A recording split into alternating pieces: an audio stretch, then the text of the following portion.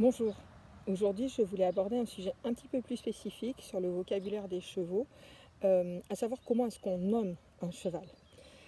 Et ça va varier en fonction de plein d'éléments. Donc un cheval, vous me direz, c'est un cheval. Alors oui, mais c'est aussi un équidé, donc il appartient à l'espèce des équidés.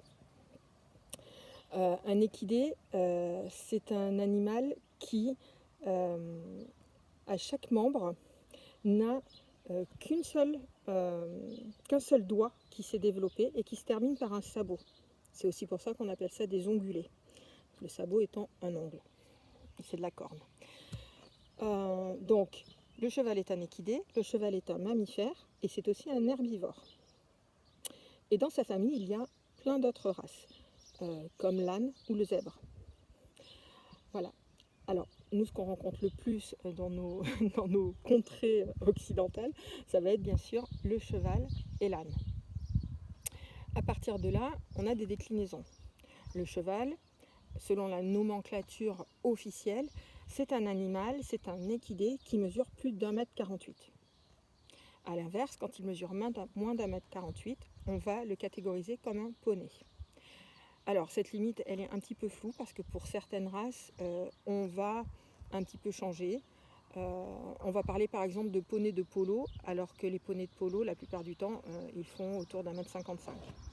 Donc on n'est pas du tout dans du poney, on est plutôt sur du cheval. À côté de ça, on a aussi les ânes. Et puis, quand on croise des chevaux et des ânes, on obtient soit des mules ou des mulets, soit des bardeaux. Donc, la mule, c'est le croisement de la jument et de l'âne, et le bardeau, c'est le croisement du cheval et de l'ânesse. Ça donne des animaux qui sont extrêmement puissants, et qui étaient donc très intéressants pour tirer de lourdes charges, ou pour porter. Donc, c'était des animaux de bas. Voilà.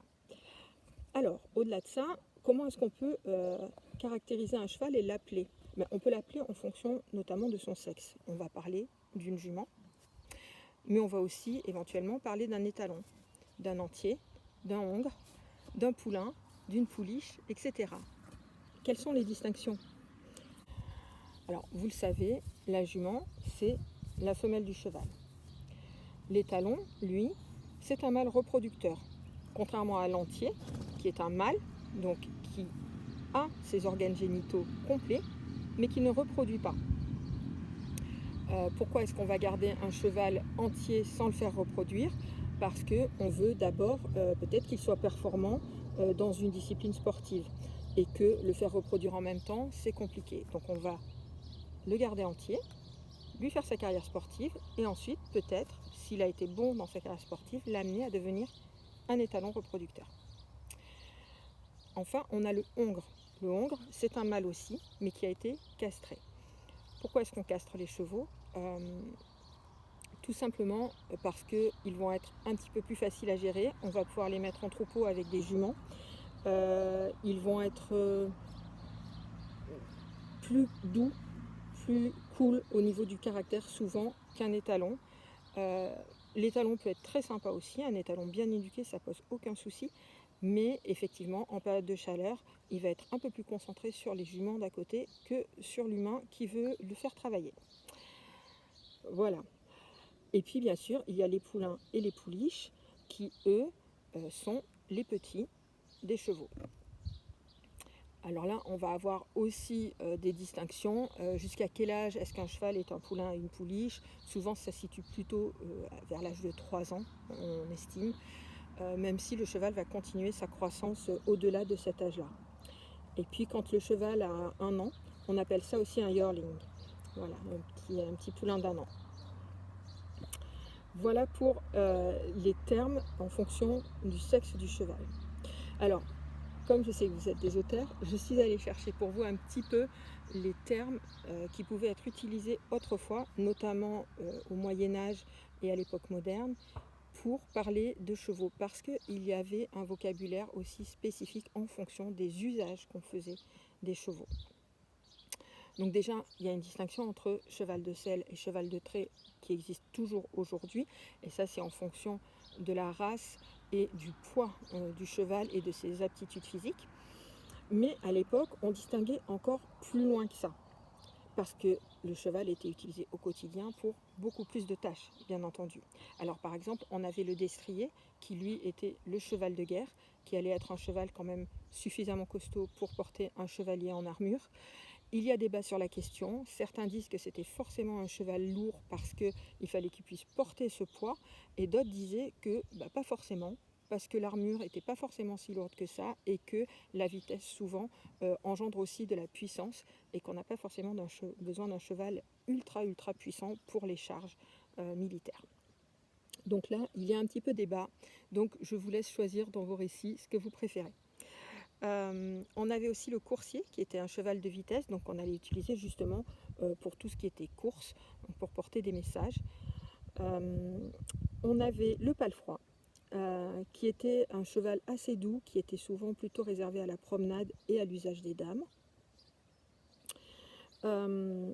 Après, qu'est-ce que j'ai trouvé de joli? Je regarde sur mon papier, vous m'excuserez.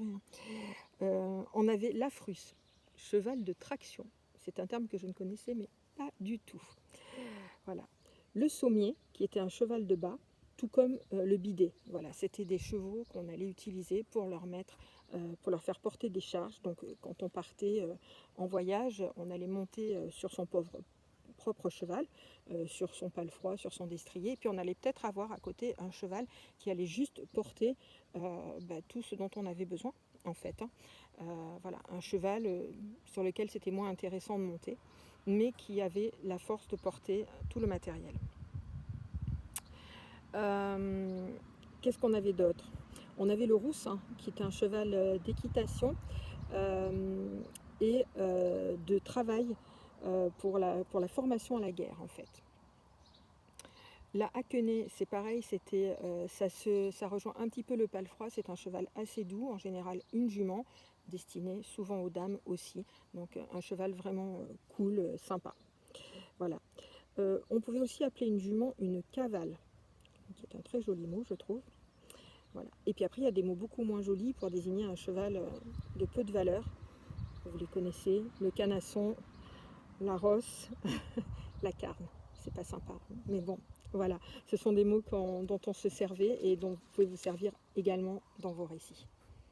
Alors j'en reviens toujours à mon petit Cal, bien sûr, petit point de fin de vidéo. Dans tout ça, Cal, c'est quoi? Alors, Cal, c'est un cheval de trait. C'est dans le nom de sa race déjà, c'est un trait poitevin mulassier. Alors ça dit beaucoup de choses, trait poitevin mulassier. C'est un cheval de trait qui est spécifique à la région poitevine, c'est une race locale, et il est mulassier. Pourquoi mulassier? Parce qu'en fait c'est un cheval qu'on va croiser avec l'autre race locale d'âne qui est le baudet du Poitou pour produire la mule poitevine, qui est aussi une race locale, bien spécifique. Ça donne des mules très costaudes, très sympas. Elles sont vraiment belles. Voilà, donc pourquoi le trait mulassier poitevin? Voilà, parce que ce sont des chevaux qui produisaient des mules. C'est en partie pour ça aussi qu'ils sont en voie de disparition, parce qu'à force de faire des croisements, au lieu de faire reproduire les chevaux, on n'a plus assez de chevaux. Et pareil pour le baudet du Poitou. Qu'est-ce qu'on peut dire d'autre de Cal? Cal, aujourd'hui, il a 4 ans.